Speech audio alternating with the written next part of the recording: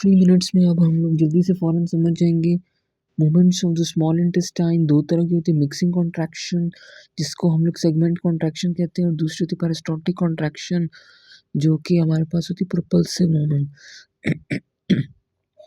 अब जितनी भी हमने पढ़े ना जीआईटी में, ऑर्गन, स्टमक पढ़े, स्मॉल इंटेस्टाइन, कोलोन, सब में 2 मूवमेंट्स होंगी। मिक्सिंग जिसका काम मिक्सिंग करवाना होगा, प्रोपल्सिव जिसका काम आगे मूव करना होगा कंटेंट्स को। अब जो मिक्सिंग कॉन्ट्रैक्शन होगी ये क्या होगा कि जब स्मॉल इंटेस्टाइन डिस्टेंडेड हो जाएगी, क्योंकि जब फूड आएगा स्टमक से, स्टमक के बाद किधर आना है इसने, स्मॉल इंटेस्टाइन ने ड्यूडेनम में आना है, तो जो एसिडिक काइम होगी, क्योंकि काइम बनेगी ना स्टमक के अंदर, तो एसिडिक काइम होगी वो स्मॉल इंटेस्टाइन के अंदर आएगी, तो स्मॉल इंटेस्टाइन डिस्टेंडेड हो जाएगी काइम की वजह से। स्मॉल इंटेस्टाइन डिस्टेंडेड होगा cause stretching of the intestinal wall. Stretching की वजह से इंटेस्टाइनल वॉल की लोकलाइज कॉन्सेंट्रिक कॉन्ट्रैक्शंस प्रोड्यूस होंगी, यानी इस तरह ये स्मॉल इंटेस्टाइन होगा, इसमें कॉन्ट्रैक्शंस प्रोड्यूस हो जाएंगी सेगमेंट्स की फॉर्म में। Segments segmentation of small intestine हो जाएगा just like a chain of sausages. ठीक है। अब ये कॉन्ट्रैक्शन करवा कौन रहा है, which will cause segmental contraction, electrical slow waves और माइंटेरिक प्लेक्सेस एक्साइटेशन होती है इससे। ठीक है, स्ट्रेचिंग से। तो स्लो वेव्स और माइंटेरिक प्लेक्सेस ये दोनों स्ट्रेचिंग करवा रहे हैं और इसकी वजह से सेगमेंटल कॉन्ट्रैक्शंस प्रोड्यूस हो रही हैं।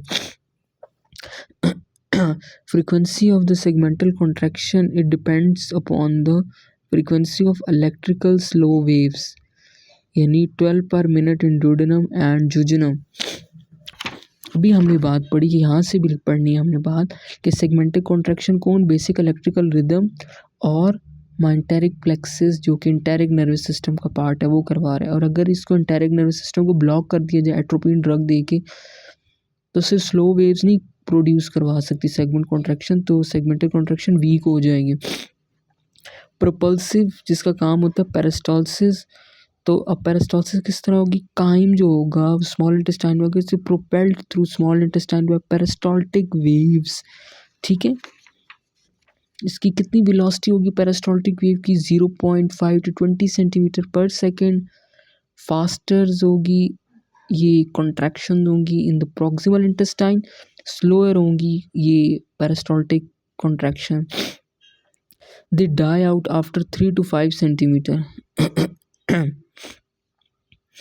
ये contraction die out after 3 to 5 centimetre या मैक्सिमम 10 सेंटीमीटर। तो यानी कितना इसका नेट मूवमेंट होता है, 1 मिनट में 1 सेंटीमीटर। और movement from pylorus to ileocaecal wave take 3 to 5 hours. अब पेरिस्टाल्सिस किस तरह कंट्रोल होती है, हार्मोनल और नर्वस।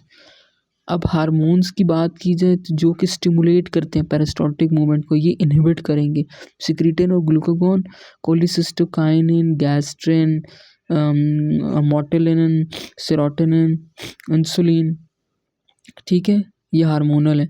और नर्वस में गैस्ट्रोएंटेरिक रिफ्लेक्स, यानी कुछ इम्पल्सेस जाएंगी स्टमक से स्मॉल इंटेस्टाइन की तरफ, तो यानी स्मॉल इंटेस्टाइन की क्या करेंगी, पेरिस्टाल्सिस में हेल्प करेंगी और स्ट्रेच हो जाए ड्यूडेनल वॉल।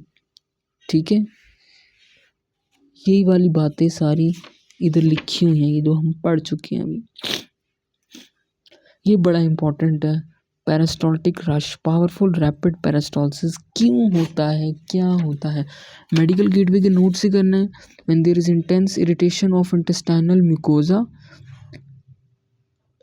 फॉर एग्जाम्पल अगर सादा लफ्ज़ों में पढ़ें कि पेरिस्टाल्टिक रश क्यों होता है, कोई भी हमारे पास स्मॉल इंटेस्टाइन के अंदर कोई इन्फेक्शियस एजेंट आ गए तो उसकी वजह से हमें क्या हो जाता है, फ़ौरन बॉडी के अंदर जीआईटी की मोटिलिटी बढ़ जाती है, यानी हमें डायरिया आ जाएगा फ़ौरन, कोई इन्फेक्शियस एजेंट घुस गया, क्योंकि बॉडी ये चाहती है कि फ़ौरन इस इन्फेक्शन जो एजेंट हो ना इसको बाहर निकालो।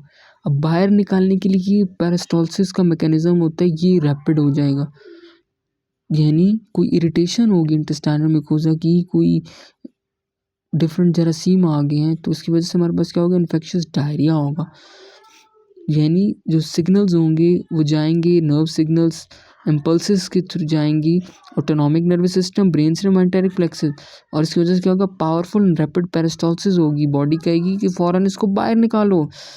तो ये पेरिस्टाल्टिक कॉन्ट्रैक्शंस होंगी, दे travel long distance in small intestine with in minutes, causes sweeping the contents of intestine into colon. यानी इंटेस्टाइन के अंदर